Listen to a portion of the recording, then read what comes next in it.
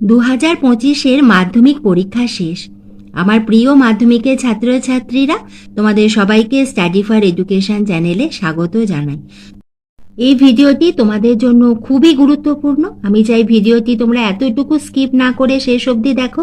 ভালো লাগলে একটা লাইক করে দিও, বন্ধুদের শেয়ার করে দিও, আর তুমি চ্যানেলে নতুন হলে চ্যানেলটা সাবস্ক্রাইব করে দিও, কারণ আমি এইভাবে কিন্তু তোমাদের ভিডিও দিতেই থাকবো।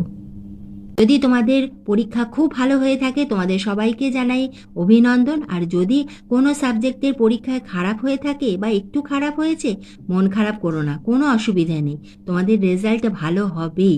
আর এবারে পরীক্ষায় আমার যে ভুলটা হয়েছে, আমি পরবর্তী ক্লাস 11-এর পরীক্ষা, ক্লাস 12-এর উচ্চ মাধ্যমিকের সময় আমি খুব ভালো পরীক্ষা দেব এবং এই ভুলগুলো আমি করব না। কারণ আমরা জীবনে যদি ভুল করি তবেই তো আমরা শিখবো। আর এটা হলো আমাদের জীবনে প্রথম ধাপ, সব থেকে প্রথম জীবনে বড় পরীক্ষা। এখানে যদি ভুল হয় কোনো অসুবিধে নেই। আজ আমি তোমাদের কাছে বলবো যে তোমরা পরীক্ষা শেষ হবার পরে তোমরা কিভাবে সময়টা ব্যবহার করবে, কারণ আমাদের জীবনে সময় খুবই ইম্পর্টেন্ট।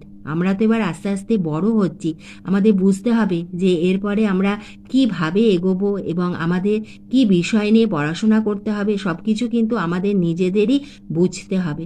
না, আজ আমি তোমাদের সাবজেক্ট বিষয়ে বলবো না। সাবজেক্ট বিষয়ে কোন স্ট্রিমে গেলে খুব ভালো হবে, তুমি সায়েন্স, আর্টস, কমার্স কি বিষয় নিয়ে পড়লে তোমার ভালো হবে, বা কোন বিষয়টা নিয়ে তোমার পড়া উচিত, এই বিষয়ে ভিডিও আমি তোমাদের দেবো আমার পরের ভিডিওটিতে। আজ আমি তোমাদের বলবো তোমাদের মাধ্যমিক পরীক্ষার পরে তোমরা এই যে 2.5 মাস সময় পাবে। 2.5 মাস এই কারণেই বলছি, তোমাদের পরীক্ষা শেষ হলো, আমি ঐচ্ছিক বিষয় ধরলে তোমাদের পরীক্ষা শেষ হচ্ছে 22শে ফেব্রুয়ারি। আমাদের রেজাল্ট বেরোয় সাধারণত মে মাসের সেকেন্ড উইক অথবা থার্ড উইক। আমি আগের বছরগুলো হিসেব করেই তোমাদের বলছি, তোমাদের রেজাল্ট বেরোবে মে মাসের সেকেন্ড উইক কি থার্ড উইক, অর্থাৎ 5-6 তারিখ থেকে 10-15 মের মধ্যে তোমাদের রেজাল্ট বেরোবে। এই যে সময়টা পাচ্ছ 2 থেকে 2.5 মাস, এই সময়টা কিন্তু আমাদের কিছু করতে হবে, সেইটা যেন আমাদের ভবিষ্যতে খুব কাজে লাগে।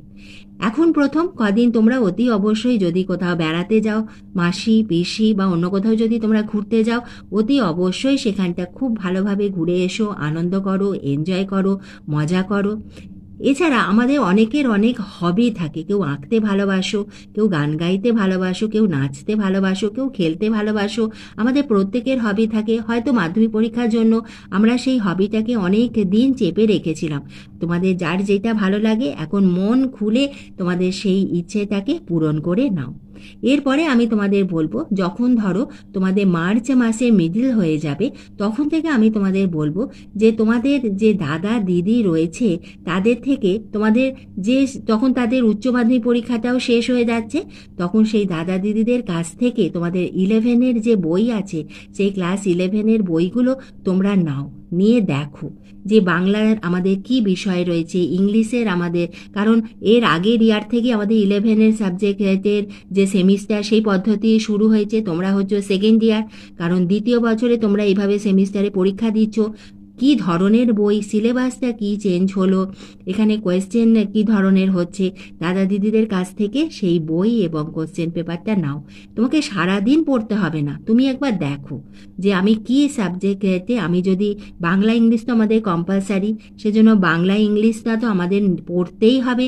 এর সঙ্গে আমাদের আদার যে, ধরো তুমি ঠিক করলে যে আমি আর্টস নিয়ে পড়বো, তাহলে তোমাকে ইতিহাস, ভূগোল, ফিলোজফি, পল সায়েন্স প্রতিটি বিষয় আমাদের কাছে নতুন। আমাদের ইতিহাসটা তাও একটু জানা, তবু আমাদের ইতিহাসের সিলেবাস কি, আমি যদি ফিলোসফি নিই মানে কি টপিক্সটা থাকছে, আমি যদি পল সায়েন্স নিই দেখি তো বইটা নিয়ে আমার ইন্টারেস্ট পাচ্ছি কি। এবার তোমরা যারা ভেবেছো আমি কমার্স নিয়ে পড়বো, দাদা দিদিদের কাছ থেকে বইটা নিয়ে অ্যাকাউন্টেন্সিটা দেখো, কস্টিং, মানে আমি বলতে চাইছি যে তোমরা যে সাবজেক্টটা নিচ্ছ সেইটা চুজ করবার আগে অতি অবশ্যই আগে একবার দেখে নাও যে সেই বিষয়টা কি রয়েছে, তোমার ভালো লাগছে কি, তুমি বুঝতে পারছো কি। কারণ একবার যদি তুমি সাবজেক্টটা চুজ করে নাও, তুমি যদি একবার আর্টস চুজ করে নাও, বা তুমি একবার সায়েন্স চুজ করে নাও, কি একবার কমার্স চুজ করে নাও, এবং তুমি কোনো বই দেখলে না, তুমি স্কুলে ভর্তি হয়ে গেলে, তখন যখন তোমার পড়া শুরু হয়ে গেল তখন তুমি ইন্টারেস্ট পাচ্ছ না, বুঝতে পারছো না, তাহলে কিন্তু খুব অসুবিধা হবে। ঠিক একইভাবে তোমাদের সায়েন্সের যে সাবজেক্টগুলো আছে, তুমি ঠিক করছো যে আমি ম্যাথস নেবো, তখন তুমি দেখো যে ম্যাথস, কম্পিউটার সায়েন্স, এইগুলোতে কম্পিউটার সায়েন্সে কি রয়েছে, এটা আমি পারছি কি, ইন্টারেস্ট পাচ্ছি কি। নইলে তোমাদের বায়োলজি তো তোমরা পড়েইছো, তোমরা ক্লাস 10-এ যেটা তোমাদের জীবনবিজ্ঞান ছিল সেটাই বায়োলজিতে বড়ভাবে রয়েছে। ঠিক সেইভাবে তোমাদের কিন্তু আগে থেকে বইগুলো একবার দেখে নাও, পড়া শুরু করতে হবে না, অন্তত একবার দেখে নাও। তাহলে আমার প্রথম যে টিপসটা তোমাদের কাছে, অতি অবশ্যই তোমরা যে স্ট্রিমটা চুজ করবে তার সাবজেক্টের বইগুলো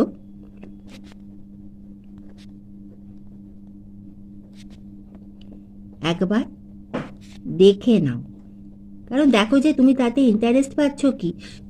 তুমি ভাবলে যে তুমি সায়েন্স নেবে, তাহলে তোমাকে ফিজিক্স কেমিস্ট্রি তোমার কম্পালসারি এবং ম্যাথসও তোমাকে নিতে হবে, এবং তুমি দেখো যে সেইগুলো তুমি কতটা বুঝতে পারছো।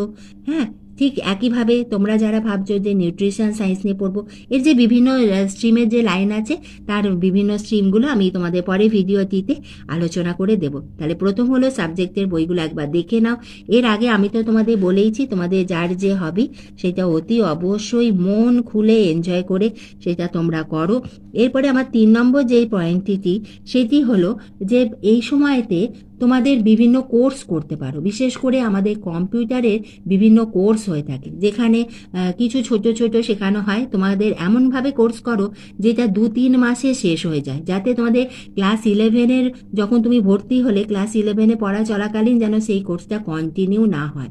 তাতে তোমার কিন্তু পড়া হ্যাম্পার হবে, পড়াতে অসুবিধা হয়ে যাবে। 2-3 মাসে শেষ করতে পারো সেরকম কোনো কম্পিউটার কোর্স তোমরা করতে পারো।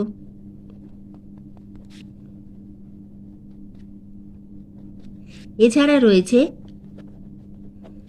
তোমরা বিভিন্ন গল্পের বই পড়তে পারো, কারণ আমাদের বিভিন্ন গল্পের বই থেকে আমরা মোটিভেট হয়ে থাকি, এবং সে বিভিন্ন গল্পের বই থেকে আমরা বুঝতে পারি যে আমাদের জীবনে কি, মানে বিভিন্ন ধরনের ভালো ভালো বই, সেখান থেকে আমাদের জীবনের লক্ষ্য বা আমাদের জীবনে কি করা উচিত বা আমাদের যে ভেতরের যে জ্ঞান সেটাকেও আমাদের অনেক উদ্বুদ্ধ করে।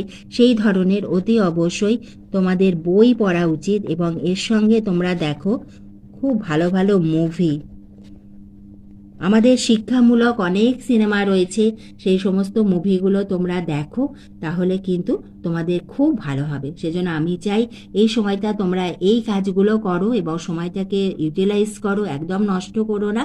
এবং এর পরের ভিডিওটিতে আমি তোমাদের বলে দেবো যে তোমরা যারা ঠিক করছো যে তোমরা আর্টস নিয়ে পড়বে, যারা ঠিক করছো কমার্স নিয়ে পড়বে, যারা সায়েন্স নিয়ে পড়বে, তোমরা এইচএসের পরে কোন লাইনে যেতে গেলে কোন সাবজেক্ট নিতে হবে, এই সব কিছুর বিষয়ে আমি তোমাদের ভিডিও দিয়ে দেবো।